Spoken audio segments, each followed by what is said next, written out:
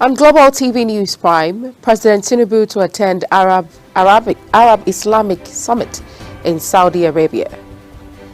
In business, Nigerian Communications Commission plans consumer-focused tariff reforms for telecom sector. On the foreign scene, Israeli Prime Minister Benjamin Netanyahu appoints new ambassador to United States. And in sports, Pep Guardiola confident he will solve Manchester City's poor firm. Hello and welcome to all our viewers in Nigeria and around the world to News Prime on Global Television, coming to you live from the nation's capital, Abuja. I am Queen Agaba. A quick reminder that Global Television is on DSTV channel 365 and free to air on Nightcomsat. President Bola Tinubu, alongside the National Security Advisor Nuhu Ribadu, ministers and heads of agencies, will on Sunday depart Abuja for Riyadh, Saudi Arabia to attend the joint Arab Islamic Summit scheduled to commence on Monday, November 11, 2024. The special advisor to the President on Information and Strategy, Bayo Ononuga, revealed this in a statement he signed on Saturday titled President Tinubu set to attend joint Arab Islamic Summit in Riyadh, Saudi Arabia. The summit will be held at the invitation of King Salman and Crown Prince Mohammed bin Salman and follows last year's summit in the same Saudi city. It will focus on the current situation in the Middle East. The Broadcasting Organization of Nigeria, BON, has donated 5.5 million naira to Borno State to assist in the recovery of Borno Radio and Television, BRTV, after the flood that devastated the state capital, Maiduguri, leading to loss of lives and properties. The chairman, BON, Abdulhamid Salisu, accompanied by other officials of the organization, presented the 5.5 million naira to Governor Babagana Umar Zulum in Abuja. He informed the governor that they visited to commiserate with him and the people of the state over the flood and contribute to the recovery of broadcast media in the state. Governor Zulum, in his response, commended BON for the donation, saying it will go a long way in the recovery of the state media. The Ooni of Ife, Oba Adeyeye Ogunwusi, has urged the youth in Nigeria to always believe in the nation and support Nigerian-made products and services. The first-class Yoruba monarch stated this when former military head of state General Abdul Salami Abubakar and the Catholic Bishop of Sokoto Diocese, Matthew Kuka, visited the newly completed Ojaja Park in Akure, the Ondo state capital. He expressed that everyone should have a strong passion for Nigeria and locally made products. The federal government, through the Ministry of Water Resources, has allocated approximately 4.4 billion naira to revive 3 abandoned dam projects across the country. This is in a bid to mitigate flooding and boost hydropower generation. The 3 dam projects are in the Farin Ruwa Multipurpose Dam in Nasarawa State, the Ogbese Multipurpose Dam in Ekiti State, and the Mangu Dam in Plateau State. The Nasarawa state government initiated the Farin Ruwa Dam project in 2003 to generate 20 megawatts of electricity and stimulate socio-economic development in the northern region, but was abandoned for nearly 2 decades due to funding constraints. However, in May 2024, the current Minister of Water Resources and Sanitation, Professor Joseph Usev, stated that the government had included the dam project in the 2024 budget and construction is ongoing. As part of measures to cushion the effect of hardship on the citizenry, the federal government has been urged to declare war on food insecurity. National President of the Pentecostal Fellowship of Nigeria, PFN, Bishop Francis Woleoke, made the call at the end of the executive meeting of the fellowship in Abuja. While expressing faith that God will lead Nigeria out of its current challenges into prosperity, he says the PFN has declared 40 days of prayer and fasting to address the hardship facing the country. Former chairman of the National Union of Road Transport Workers, Lagos State Chapter, Musiliu Akinsoya, popularly known as MC Oluomo, has been elected the new national president of the union. Akinsoya was the sole candidate in the election, which took place at the Union Zonal Secretariat along the Osogbo-Ikirun Road. Delegates from the four southwest states of Lagos, Ogun, Ondo, and Ekiti participated in the election.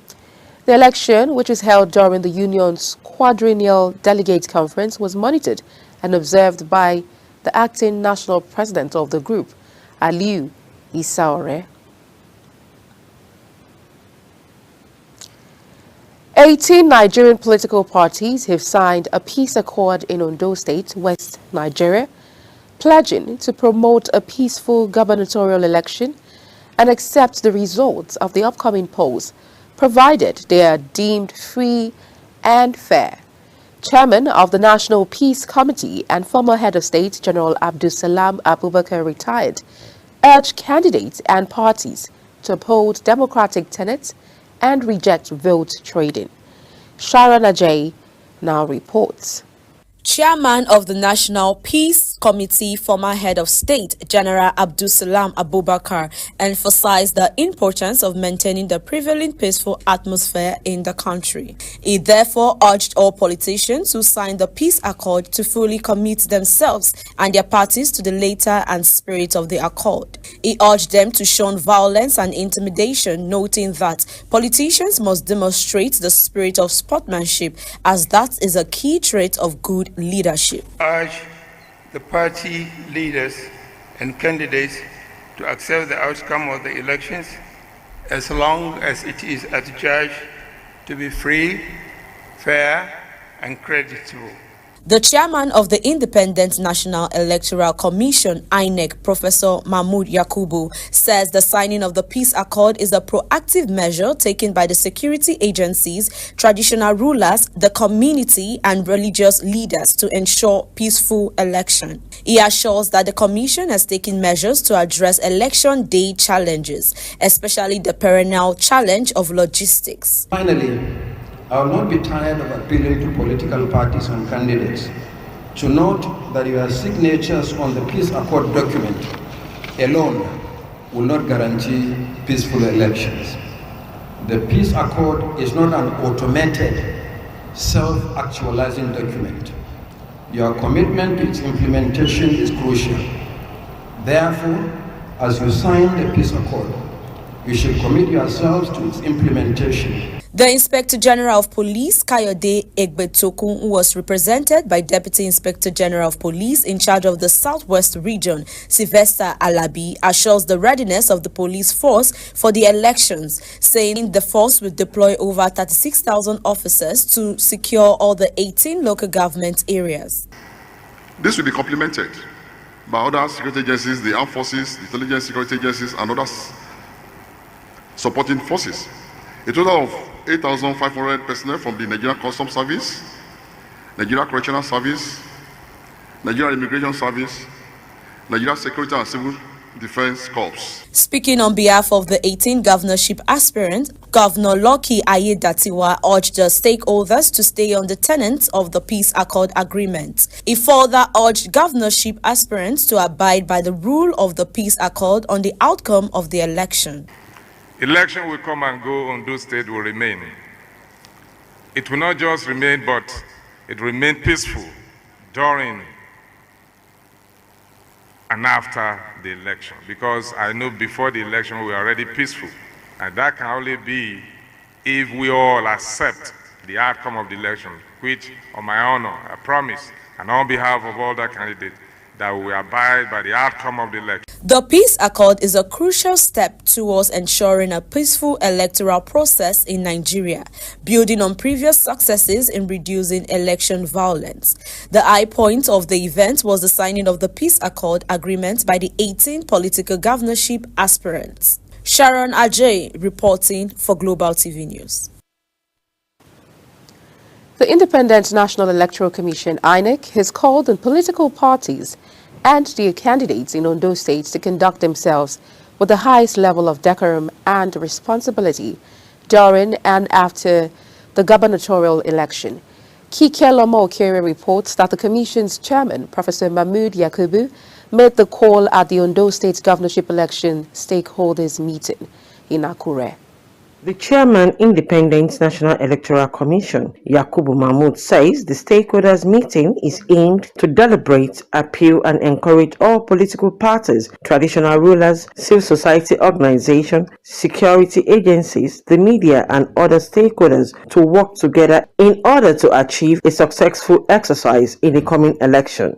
I am glad that the relevant agencies have given us the necessary assurances of security during the election, including unimpeded access to voting and collation locations by observers and the media.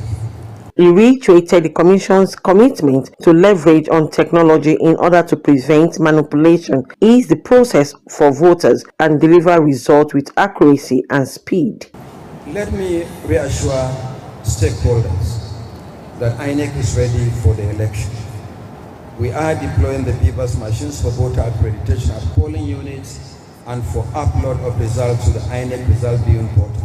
The INEC chairman urged the media to provide balanced reporting, devoid of sensitization, and educate the people on their rights and responsibility during the election. The Inspector General of Police, Kayode Egbetokun, who was represented by Assistant Inspector General of Police, Zone 17, Abiodun Oladimeji Ashabi, warns the political leaders in Ondo State against engagement in thuggery. He added that the police with other security agencies will provide tight security during and after the election. Bear in mind that performing our roles in fair and orderly manner will certainly reduce the security threats to the barest minimum, with a far-reaching effect on the credibility of the election. National Commissioner supervising Ogun, Ondo and Osun State, Professor Ade Ajayi, says his commission is working closely with security agencies to ensure that residents can participate without fear and appeal to security personnel to be alert and ensure free and fair election. We recognize that election security is paramount to ensuring that voters can participate without fear. The presence of security officials will be solely to maintain peace and protect all individuals involved in the process. Kike Loma-Okere, Global Television News. Governor Lucky Aiyedatiwa of Ondo State has continued his statewide governorship campaign tour, taking a message of comprehensive development to the people of Okitikpupa local government area. Received by jubilant supporters who trooped out in their thousands, Governor Aiyedatiwa promised to build on the legacies of the last governor from the South Senatorial District, late Olusegun Agagu, who hailed from the local government. Again, here is Kike Loma-Okere's report. Meeting with the traditional rulers of the area at the Okitikpupa local government secretariat, Governor Lucky Aiyedatiwa says he considers himself fortunate to be the third governor emerging from the region, following the legacy of service established by his predecessors. Governor Aiyedatiwa acknowledged the foundational infrastructure established by the late former governor Olusegun Agagu and promised to build on those achievements, especially in the area of road construction. To further support the growth in Ikale land, the governor pledged to facilitate the establishment of the airstrip facility in the local government so as to make it easy for investors to access the region, as well as facilitating business and economic opportunity and growth. He also reaffirmed that the proposed deep sea project in the south will commence after the election in the coming year. The governor also disclosed that a 20-kilometer road construction project in the Southern Senatorial District has already been approved, aiming to enhance connectivity in the region. Speaking on behalf of the monarchs, the Abodi of Ikale land, Oba George Babatunde Faduyile Adeguntu expressed their support for the governor. Addressing a large gathering of enthusiastic supporters at Methodist Primary School in Okitipupa, Governor Aiyedatiwa conveyed his gratitude to the people as he was visibly moved by the impressive turnout. The governor, in company of the Director General of the campaign, Honorable Abiola Makinde, and Chief Olushola Oke, among other party leaders, also commissioned the Secretariat of APC in the local government. Kike Lomo Okere, Global Television News. Participants of course 33 of the National Defense College are in Imo State on a national study tour in line with the college's efforts to make strategic policies aimed at strengthening institutions for national security and development in Nigeria. 5 selected states in the country are being understudied by the participants, who are drawn from various sectors of Nigeria and friendly countries. Imo State correspondent Amarachi Ibe completes the story. These are men of Nigerian armed forces and friendly countries participating in Course 33, understudying the dynamics of Imo State, one of the selected states for their national tour. During their visit to Imo State, Governor Hope Uzodinma, represented by the Commissioner for Tourism, Culture and Hospitality, Jerry Egemba, expressed appreciation for armed forces' role in fostering peace, unity and security within Nigeria. The governor thanked the National Defense College for selecting Imo as one of the states being studied by the participants and promised continuous support to the armed forces. History that has been made with your presence here, we continue to speak of your treading upon the sands of Imo State and the impact we have made within these few days that you've been here. We have felt that we're glad to have you back to Imo State. I want to assure you that we will not disappoint you.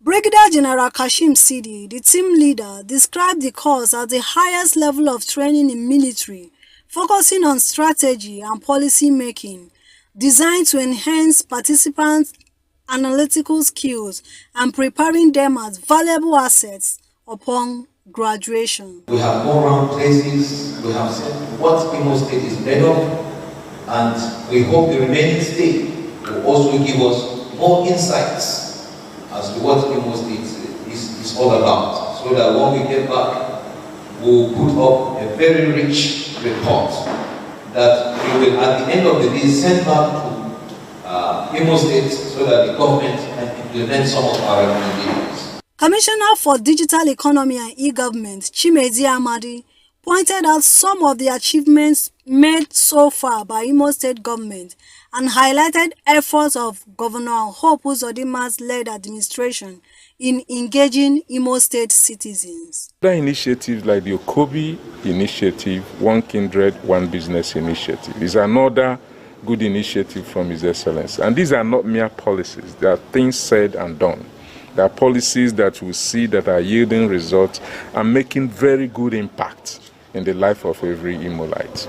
Then we have also managed to effectively use technology to muster citizen support towards government policies and programs. The Course 33 participants are expected to share their insights gained from their study tour with colleagues to improve strategy and policy making within their respective institutions and countries. From Owerri, Amarachi Ibe, reporting for Global TV News.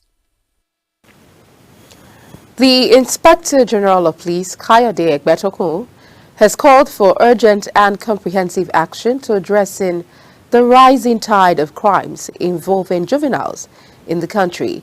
Egbetokun, speaking at the inauguration of the Steering Committee on the implementation and execution of the annual IG Conference on Juvenile Crime Prevention and Control project in Abuja, says efforts must be made to address the root causes of problems, which he noted stemmed from the family. Represented by the Assistant Inspector General of Police in charge of the Force Criminal Investigation Department, Mohammed Dankwara, Egbetokun says their involvement in criminal activities has devastated communities across the nation. The Armed Forces of Nigeria has reaffirmed their commitment to the fight against terrorism, despite the tragic loss of the Chief of Army Staff, Lieutenant General Taoreed Lagbaja. Director of Defense Media Operations, Major General Edward Buba, made the assertion during the bi-weekly briefing military on operations across all theaters. He explained that the tragic loss would not deter the military from its mission of containing terrorist threats and ensuring national security. Sharon Ajay has details.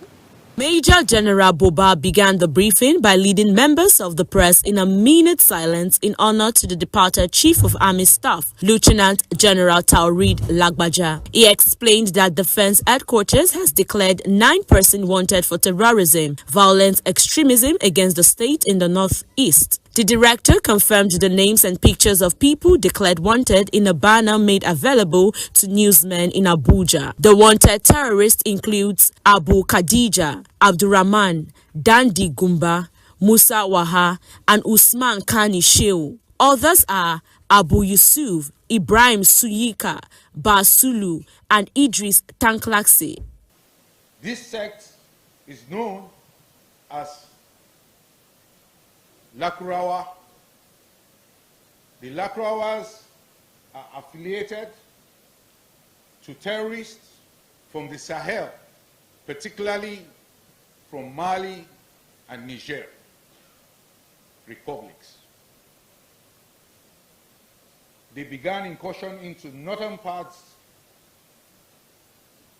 northwestern part of Nigeria, namely Sokoto and Kebbi states. And like I mentioned, they came in from Niger and the Mali axis.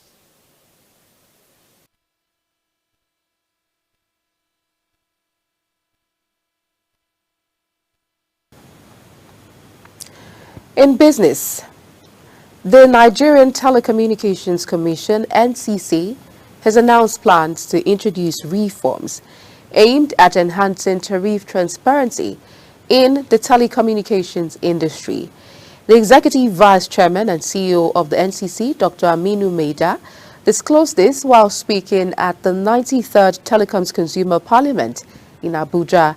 According to him, these changes set to roll out in the coming months will require telecom operators to provide consumers with clear, easily accessible tables outlining tariff plans, billing rates, and the terms and conditions associated with their services.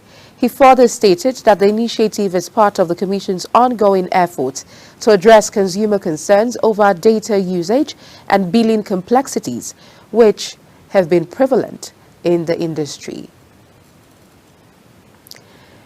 In a move to strengthen the industrial sector, the Minister of State for Industry, John Owa Eno, has initiated a series of strategic briefings with key departments within the ministry. The first round of briefings involved the Industrial Development Department, the Industrial Inspectorate Department, and the Chemical and Non-Pharmaceutical Department, where the directors presented ongoing initiatives and outlined areas for improvement. These sessions aimed to align departmental efforts with the ministry's mission to foster economic growth through industrial advancement and diversification. Eno emphasized the ministry's commitment to creating a supportive environment for industrial development, innovation, and regulatory efficiency. On the foreign scene, nearly 70% of the verified deaths resulting from Israel's bombardment of Gaza between November 2023 and April 2024 were women and children, according to new reports from the United Nations Human Rights Office.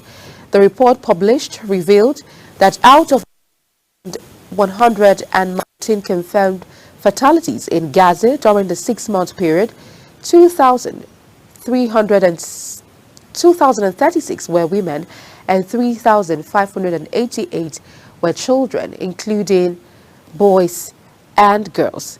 The age group most represented among the deceased were 5 to 9 years. The UN agency noted that the majority of casualties, approximately 80%, occurred in residential buildings, attributing the high death toll to Israel's use of weapons with wide area effects in densely populated neighborhoods. Well, in sports now, still in the world on the foreign scene, Israeli Prime Minister Benjamin Netanyahu has appointed U.S.-born Yeshel Leiter, an official who previously served as chief of staff in the finance ministry, as the next Israeli ambassador to the United States. Netanyahu, in a statement, said Yeshel Leiter is a highly capable diplomat and eloquent speaker and possesses a deep understanding of American culture and politics. Leiter's appointment came 3 days after Donald Trump's election to a second term as U.S. president, celebrated by many Israelis because of his strong support for Israel.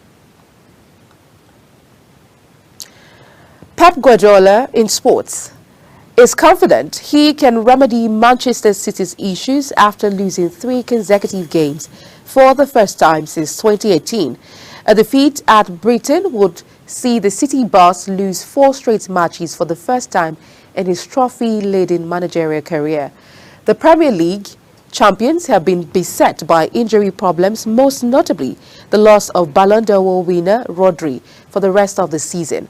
Guardiola will not be able to welcome back any of his injured stars this weekend, but the Spaniard hopes for a cleaner bill of health after the imminent international break. As we end the Global News Prime, let's look at our top stories. President Tinubu to attend Arab Islamic Summit in Saudi Arabia.